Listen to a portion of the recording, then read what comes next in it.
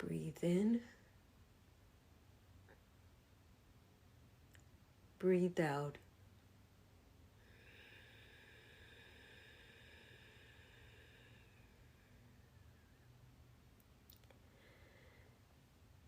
The topic of this podcast is self-care.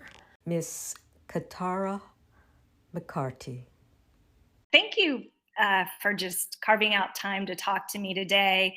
I always count it just such an honor to engage in conversations centering Black women and especially centering Black women's overall well-being. So thank you for having me. I am the founder of Exhale app. Exhale is an emotional well-being app designed to support Black women specifically and in their well-being journey. So we have meditations, breathwork techniques, calming sounds. We have a podcast that's linked into the app as well. And it really is about centering Black women and the way in which we're forced to weave through life.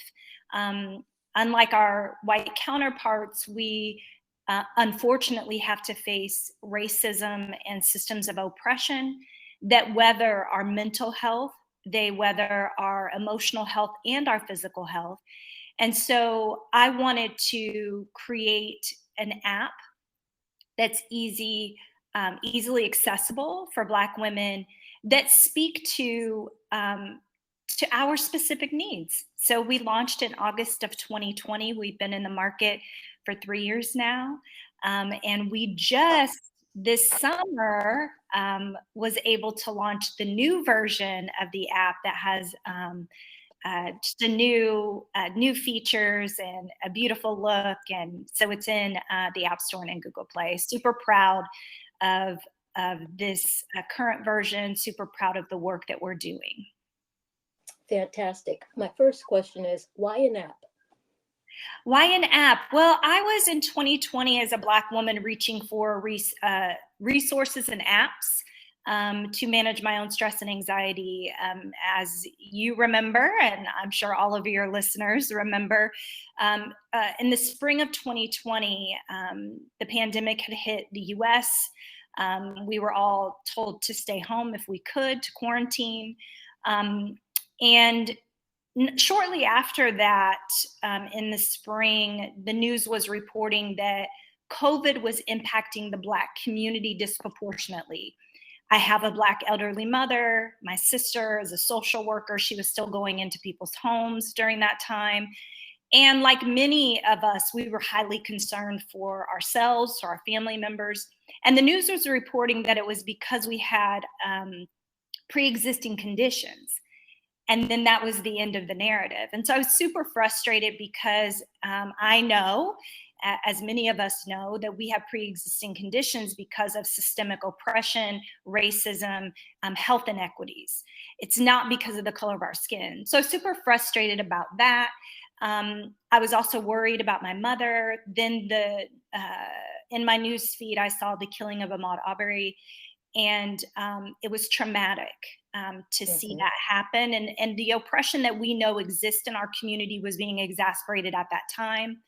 And so I was trying to manage my own stress, and I was going to mainstream mental health and wellness apps, very big apps that all of us are aware of. I went to those apps and they were saying nothing about what the Black community was experiencing. Soon after that, it was Breonna Taylor, George Floyd, and others that were being killed. And so that was traumatic for the Black community. And those mainstream apps were not addressing specifically what the Black community was facing and the stress, anxiety, and trauma that was on our shoulders and was impacting our mental and emotional and physical health. And so I was angry, actually. I wasn't surprised that these apps weren't, delivering specific content for us. And I was angry and frustrated. And so I decided, to create the very thing I was looking for. I believe that we deserve spaces and places that are speaking directly to us and our specific anxiety, stress, and trauma that comes with systems of oppression and systemic racism. So I use apps. I wanted to reach for an app, and I couldn't find what I was looking for. So I decided to create it and put it in an app form because it's easy. We never leave home. Most of us never leave home without our phones. It has become an extension of our body, right? It's like another hand or an arm, right? We don't leave home without it. And so I wanted it to be an app so that someone could easily open their app and do a breathwork technique to decrease stress, or listen to a meditation or calming sound to be able to connect in real time when they feel their nervous system being activated. Okay, that brings up two questions for Yeah. me. A lot of persons, when they're feeling stressed or angry or depressed, will seek out a therapist. Is there a reason that you went for an app versus a therapist? Yeah, I mean, I feel like, therapists are valuable and important. And if you can have a therapist, get a therapist, find a therapist, do that. Exhale is just another tool that people can put in their toolbox. We're not a replacement of a therapist. We're not a replacement of a coach or life coach, or we're not a replacement to medication. We're just another tool that people can use to help manage their stress, anxiety. And so I am a coach, a certified coach. I coach Black women specifically, and when I say Black women, that is inclusive of trans, gender nonconforming, LGBTQI plus folks. So I just want to throw that in there. Okay. Inclusive when I say women, Black women. So we wanted to, because I'm a coach, I give these resources and tools to my clients. Even if they have a therapist, it's something that they can do and use in between sessions. Again, in moments where you experience a microaggression at the office or at work or at school, and you can't get a hold of your therapist to kind of calm you down. And we have to cultivate practices, daily practices in our lives to be able to manage our stress and anxiety. Therapists are awesome. Get a therapist and use Exhale app as an addition to well-being practices. That you can do a breathwork technique in your car on the way to work.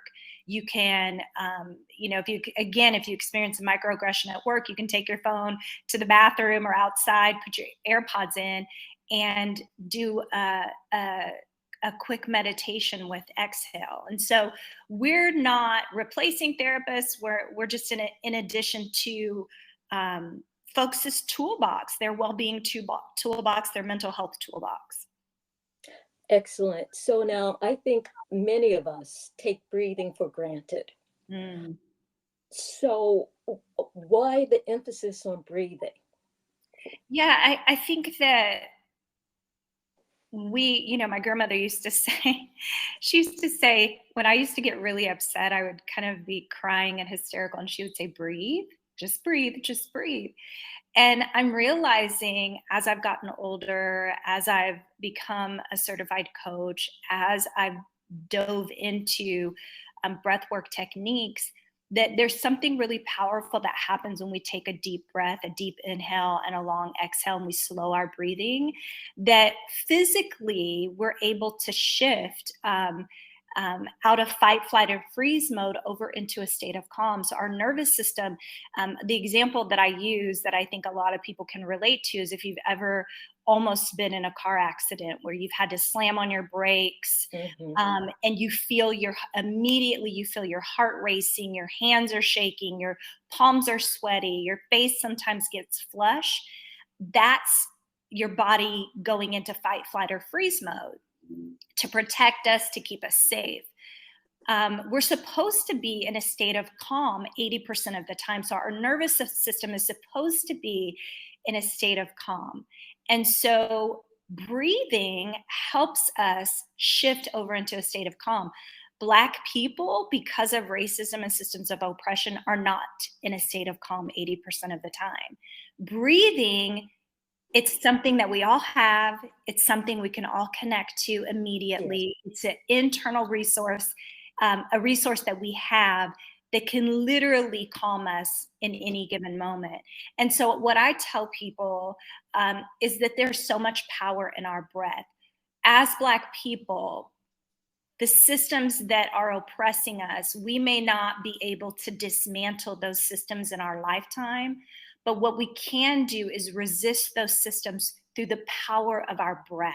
So we can return to our breath to move that stress out of our bodies, to move that anxiety and move that trauma through and out of our bodies so we can get into a state of calm in any given moment. So our breath is a powerful, powerful tool. In the app, we have several breathwork techniques. You can even Google breathwork techniques. There's so much out there. And you can simply just inhale for 4 seconds, hold for 2, and exhale for 4 seconds. That's a powerful way to really shift your nervous system. Something physical happens in our bodies when we practice breathwork techniques. In your experience, how long does it take before someone sees a positive effect? I'm stressed. There's been a microaggression. I start breathing. Well, I'm still breathing, but I make a conscious effort to breathe deeply. How soon will I notice a benefit or a change in my response? Yeah, I mean, I think what I try to do is listen to my body. So if I'm feeling that anxiety, I'm feeling that rush of emotions, that anger, that whatever it is, the fight, flight, and freeze mode, I try to listen to my body. And usually, if I can take at least 4, 5, 6 deep inhales and long exhales and really focus on my breath, Okay. right? It's like getting my mind to kind of stop racing. And so, what I encourage people to do is as you're taking those deep inhales and long exhales, is just simply find a place in your body where you can focus on your breath. Sometimes it's the rise and fall of your chest. Maybe it's your abdomen, your belly. Maybe it's the air coming in and out of your nose. And if you can spend 4, 5, 6 breaths, deep inhales, long exhales. Sometimes you can pause at the top of the inhale, hold it for a few seconds, and exhale. You should be able to feel a shift. If you don't feel a shift, you might need to move your body. You may need to go on a walk. Sometimes I'm sure you probably have seen dogs or animals. They'll like get scared or spooked and they just shake their body all over. They just like, or get the rain or the wetness off Mhm. their bodies. They shake their whole body. Yes. Yes. That what they're doing is like shaken off the stress. And so we can do that too. We can move our bodies. There's a powerful organization called Girl Trek where they're encouraging Black women to get out and walk. There's something really powerful moving your body. So there's several techniques that you can use. Breath work is a powerful tool. If you still feel like you're in fight, flight, and freeze mode, really, you're elevated, your emotions are elevated, you're feeling shaky, you can actually shake your arms, shake your body. You can go on a walk. As you're walking, you can take deep breaths. But listen to your body. Everybody's different. There's no perfect formula for decreasing stress. There's no perfect formula that when I experience a microaggression, do this A, B, and C, and this will for sure work. Really listen to your body and pay attention to what you need. Breath work can be a tool, but you may need to bring in some other tools like moving your body, walking, connecting with a coworker or a friend to be able to vent. There are lots of ways to decrease stress. Breath work is just one tool that you can put in your back pocket. It actually sounds like a phenomenal tool. But what I was thinking while you were saying it is if you're dealing with a microaggression, it's something that's happened in the past. If you're dealing with anxiety, it's probably because you're worried about something that's about to happen. And what the breathing does, it brings you back into the present moment. Mhm. Yeah, it's a powerful way to practice mindfulness, which is being in Present. present moment. That's right. And so you get to use a technique that's readily available to you, Mhm. and you should notice a difference, which puts you in control. Puts Absolutely. you in control of your own state of health and mindset. Absolutely. So, what's your experience with creating apps? Well, I'm 51. I got the idea 3 years ago. So, and I say my age because I'm not a techie person. I remember when I was in school, we were using typewriters and then we transitioned to computers. So I'm a part of that era. I remember when there were no cell phones and then we got cell phones and the cell phone evolution. They used to be big and clunky and now they're small and tiny. And so I'm not a techie person. And so my experience with apps has just been like many of you. I have an app on my phone. I have Instagram. I have other apps that I use. And so when I got the idea, I didn't know how to actually bring it to life. And so I remember telling my husband, my daughters are both in their 20s at the time. I was like, hey, I got this idea. And so we went on a research hole. And how do you create an app? How do you bring an app to life? None of us are app developers. We don't know how to write code. And so we were able to find a platform, much like being able to build your own website where they give you templates. We were able to find a template that we could kind of drop our content in. It was our minimum viable product. And so my experience with apps, I didn't really have experience except what I use on my phone. And I really wanted it to be, I was pretty clear that I wanted it to be Excel to be an app form, again, because I wanted people to be able to easily grab for it, reach for it, have it accessible to them. And so, I'm the type of person, I'm been an entrepreneur since I was in my 20s, that, I'm really led by my why, like why and my passion for a project. And I figure out the what, I figure out how to do it. And Mhm. so my why was really driving me back in 2020 and really feeling like Black women deserve a space and place that's theirs, that they can come to, that's safe for them, that's a brave space for them to come to. And so my why is what drove me, and we figured it out. Now we were able to get some funding to hire app developers to be able to build the current version. And so I rely on other people's expertise. Mhm. And I continue to really protect our values and our mission, which is unapologetically prioritizing the overall well-being of Black women and creating the content. And I let the app developers do their thing. Okay, that sounds good. So, Yeah. what about your background in terms of breath work and breathing? Do you have training in that, or what is that based on? Yeah, so I became a certified coach, and through coaching, we were trained in some of the techniques to help people manage stress and anxiety. I also have a well being certificate that I've gotten as well that teaches um, mindfulness practices, embodiment, breath work, and teaches us as practitioners techniques on how to deliver these techniques to our clients. And so I've done my due diligence to be a practitioner in this work, and also my own practices, like using these practices myself. Mm. Practicing meditation, practicing breathwork technique, I know personally that they've worked for me, and Mhm. I want to deliver these to Black women. Fantastic. So, are you saying this is the first app designed for Black women that you've been able to find on the internet?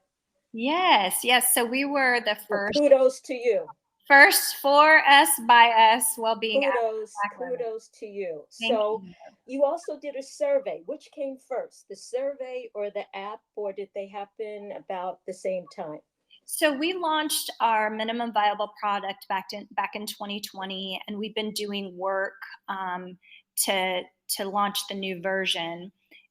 With the new version, we were able to survey over 1,000 Black women around their mental, emotional, and physical health. We wanted to do a survey just to see if, something like Exhale is really what women want. Is it what Black women are saying they need?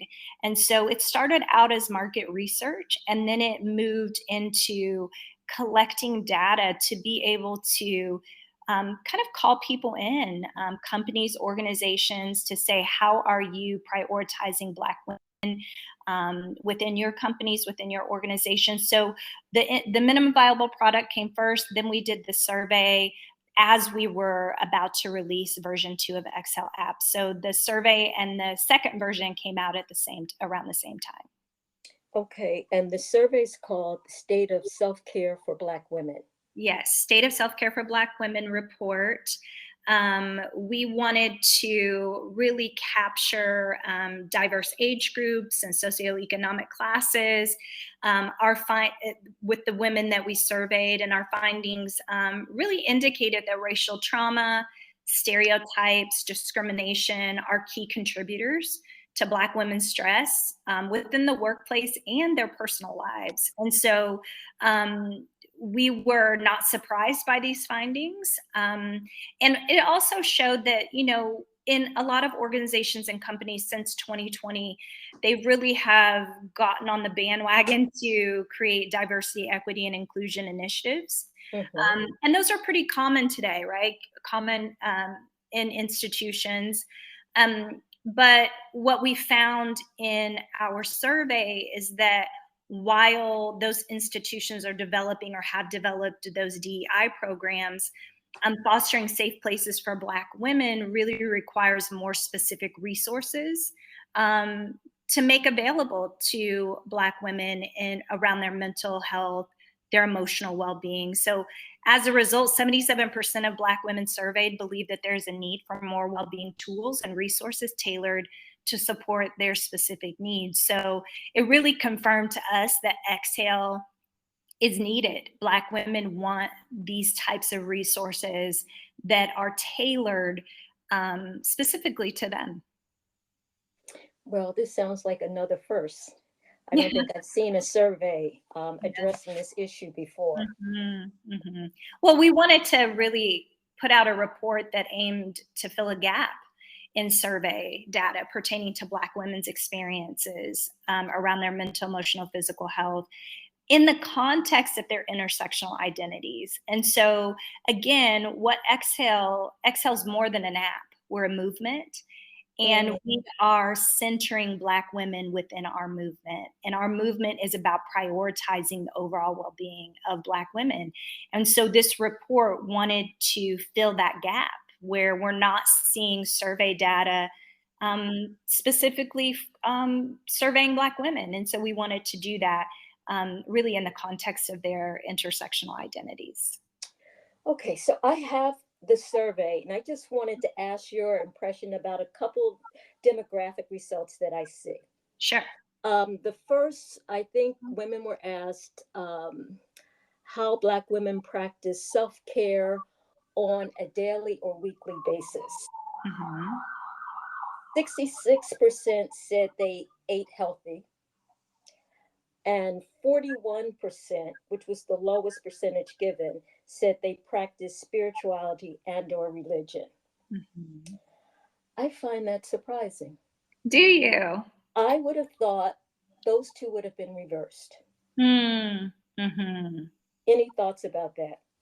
Well, I think that there's a shift. I think a shift has happened in our community. I think that we're understanding as Black women the importance of taking care of ourselves, the importance of prioritizing ourselves, that self-care, I think it was Audre Lorde that says, self-care is self-preservation. Yes. And so I think that Black women are listening to our elders, our aunties like Audre Lorde and others that are saying, it's really important for you to take care of you. And we traditionally, historically, have been kind of left out, or we've been, you know, forced to produce our Mhm. ancestors, slavery, all of that. And so I think that there's a shift that's happening with Black women, and in the Black community around prioritizing our health, which and our well-being, which includes physical health, again, mental health, emotional health. And so that's when I see these percentages, that's kind of what comes up for me is um, I'm happy, I'm excited, I'm grateful that we're seeing the pendulum kind of swing toward, hey, hold on, I can have a spiritual life, I can Right. have I can be practicing spirituality. That's good. And I might need to be eating some salad, right? Like Mhm. Yes. I need to be also, because it all plays together. We're not, we can't silo off parts of ourselves. We're whole people. We're whole humans. And so if I'm a whole person, I have to take care of myself holistically, right? Like I have to look at all the parts of myself and how am I investing in all of those. And so that's what comes up for me when I look at those numbers. Right. And it just may be that this is where they perceive the greatest need. Sure.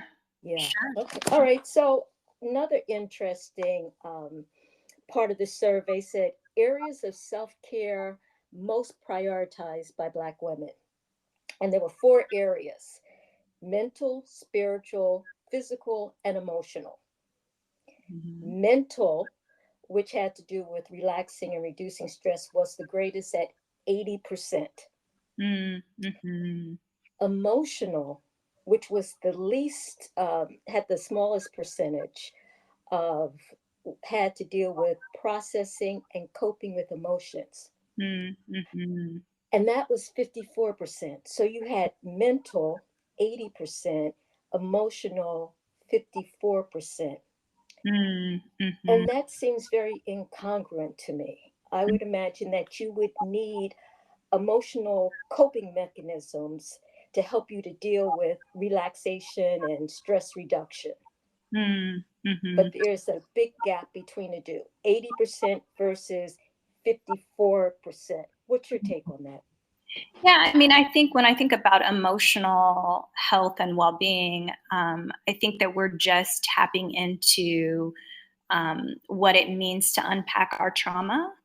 I think that our mental health, we've, gotten therapists, and I think a lot of people, especially during COVID, had an opportunity to really sit with themselves and begin to kind of unpack mentally Mm-hmm. where they're at and really focus on that. I Mm-hmm. do think that our mental health and our emotional well-being are tied. I don't in looking at these percentages, I think that people are just beginning to understand what it means to really connect to our emotions. I talk about how I grew up, and I'm sure many of your listeners who are part of the Black community, Black people, remember something similar. Like I remember, crying or being upset, and my grandmother or mother being like, well, what are you crying for? Stop crying, stop crying, stop crying. Mm-hmm. And so Mm-hmm. we have learned how to stuff our emotions down and just move through life. And so I think that there is a difference when we think about our mental health and our emotional health. I think that there is a connection as well, that they work together. And Yeah. so I think that, when we look at that percentage being lower, I think that people are just starting to understand, oh, my emotions, and learning how to manage my emotions and learning how to give myself permission for emotions to come to the surface is emerging. I think that that's emerging. I think it's emerging as I've been studying. Even just well-being is a new and emerging field. Sure. So I think that's deeply connected to our emotions, and really unpacking and giving ourselves permission to be angry, giving ourselves permission to be upset, giving ourselves permission to cry. Especially as Black women, we're taught to, that we're strong, we're stronger than everybody else, and Right. that we should be able to handle certain things in a greater capacity than others. And so when I look at that, I see that gap, and I see why that gap is there. I believe it's because we're just now being able to kind of grab a hold of resources, tools to help us give ourselves permission to dive into those big, deep, hard emotions. Sure. And so the stereotype of the strong Black woman, Mm-hmm. we're trying to put her to rest. Oh, she needs to go take a nap. Okay, so I don't have any more. Just maybe one more question about the survey, and it's in the workplace. Women felt that there needed to be more resources or safer places in the work environment for them. Mm-hmm. Mm-hmm. Do you think that's the role of the employer? I do. I think it's not their entire role, but I think that it's important, which is one of the reasons why we did the survey, is to really be able to, for employers to see that Black women do face different stressors than their white colleagues, and that it's important for employees or employers to understand that the stress, the trauma, the microaggressions, the anti-Blackness, systems of oppression that Black women have to face and that we have to manage and move through is impacting us. It's impacting our everyday life. And I think it's important for employers to know that, and to also think about ways that they can support Black women that are a part of their organizations and institutions. I do think it's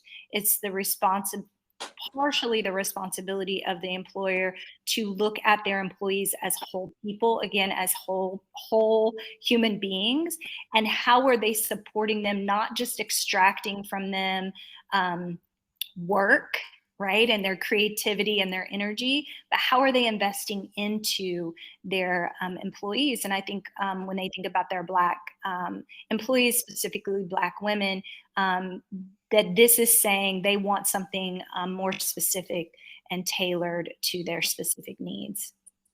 Well, to be a devil's advocate a little bit, if I am paying you to do a job, why should I be concerned about how you feel? Because it's being a good employer, right? We can't just keep extracting from people. It's not working. People are actually leaving companies and organizations that they know are only extracting from, paying them to do a job, Yes. right? And I actually think that you get your best performance Yeah. when you have the happiest employees. Yeah, I mean, people want to feel like there's a sense of care, and that we're cultivating cultures within our companies and organizations that care about the people that are working for us. It's really, Absolutely. really important that employers do that. All right. So I think that your survey is phenomenal.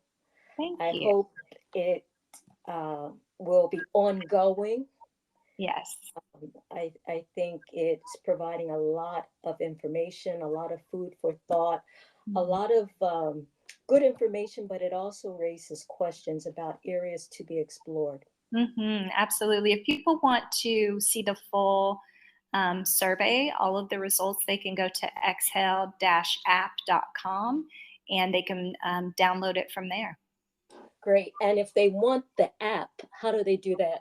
Yes, they can go to the website, and there's links to download. You can also just go to the Apple Store and type in Exhale app, or we're also in Google Play if you have an Android. Just type in Exhale app, You can add Black women and it'll pop right up. You can download it for free for 7 days. And then after that, it is a subscription, $4.99 a month or Oh, $44.99 for the year. that sounds very reasonable. Yes, we wanted to keep it affordable. And again, it's just Exhale if we're looking for it. Yeah, Exhale app. Exhale app.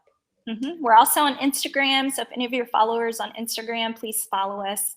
We're constantly posting, and you can check out what we're doing there. Yeah, it was great talking to you today. Yeah, you are a phenomenal woman. Mhm. I was going to call you a superwoman, but I'm resisting the urge. You are a phenomenal woman.